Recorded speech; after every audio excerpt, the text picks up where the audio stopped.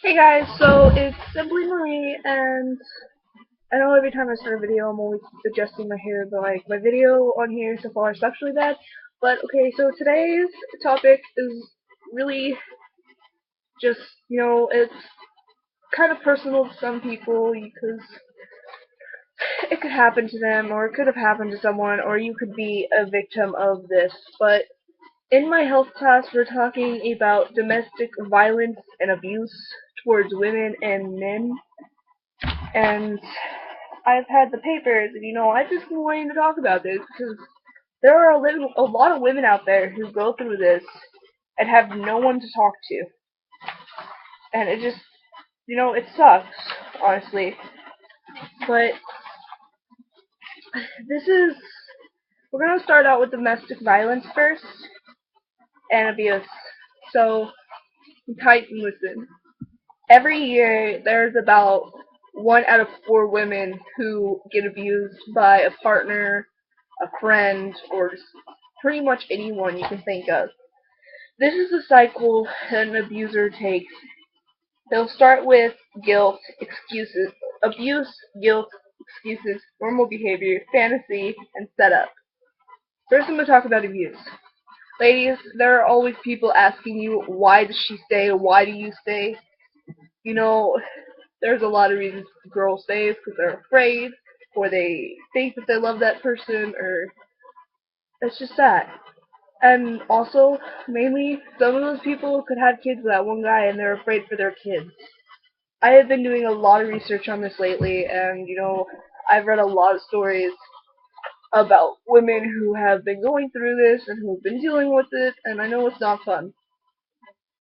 It just seems like it's not fun. But abuse, your abusive partner lashes out when with aggravation, belting, or violent behavior. This abuse is a power play designed to show you who is boss. And when, the first time that guy hits you, or whatever, you should take that as a flag, a red flag, and just be like, nope, we're done. If you do this to me ever again, I'm gonna take if you guys have kids, you know what, I'm gonna take the kids, and I'm gonna go, and I'm gonna leave. That's as simple as that. And the next part is guilt. After abusing you, your partner feels guilt, but not over what he's done. He's more worried about the possible being caught and facing consequences about his abusive behavior.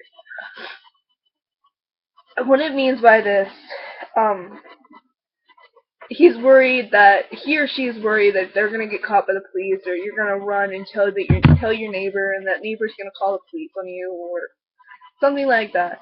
And abuse can lead to this can lead to murder because in the U.S. there are a lot of homicides where it's a partner murdering their wife or a partner murdering their husband. And honestly, I don't like seeing that. And yes, I know I'm talking about a lot of stuff. Teenage girls, teenage guys don't want to listen, but you know what? If you're still here, thank you. This is just it's something that this world, us teenagers, need to know, and we need to know that first red flag that goes up saying, hey, you need to stop here, you need to leave this relationship, and put it all behind you.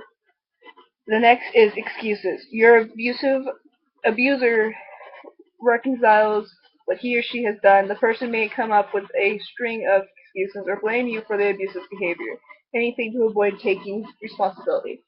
And one thing before I go on. Girls, women, men, whoever is the victim of the abuser, they always feel like it's their fault that this is happening, that it's their fault that they're being abused. But you know what? It is never your fault. Don't ever let the abuser tell you that it's your fault that this is happening, that it's your fault this is going on, that you've done something that ticks them off. No, don't let them do that. Anyways, the excuses. They'll come up to me like, "Well, I love you, so please don't leave. If you leave, you don't love me, or whatever." And that's just an excuse to get you to stay so they have someone to abuse and hurt and feel like they have control over. And the next is a normal behavior. This part is where, the abuser is back to the way you guys met. He's nice, he's kind, he's loving to you, he doesn't want to do anything for you. And then it goes from that to fantasizing and planning. Your abuser begins to fantasize about abusing you again. He spends a lot of time thinking about what you've done wrong and that he'll make you pay. Then he makes a plan for turning fantasy of abuse into reality. Once he stops, once he gets to the part of normal behavior, ladies, you need to take that fourth red flag as a sign. You need to knock on your head and be like, you know what, we need to get out of here, we cannot stay here anymore, and just leave. The next is the setup. The abuser might send you out to go grocery shopping and, say, oh, well, I only gave you 30 minutes and you were gone for over an hour. Or you spent too much money for the house. And then that is when he goes and sets you up. You don't know that you're leaving. You have the chance to go. Come back for your stuff later. Just put as much as you can fit in your purse and leave. And when you come back, if you go back, which I hope to God you do the smart thing and don't go back, the thing is, run. Do not stay there. Because the abuser's just going to hurt you even more. Thank you for listening today. This is part 1 of domestic violence and abuse, stalking, and emotional abuse. And physical abuse. So thank you for watching, and stay tuned for the next videos. And you guys are awesome, and thank you.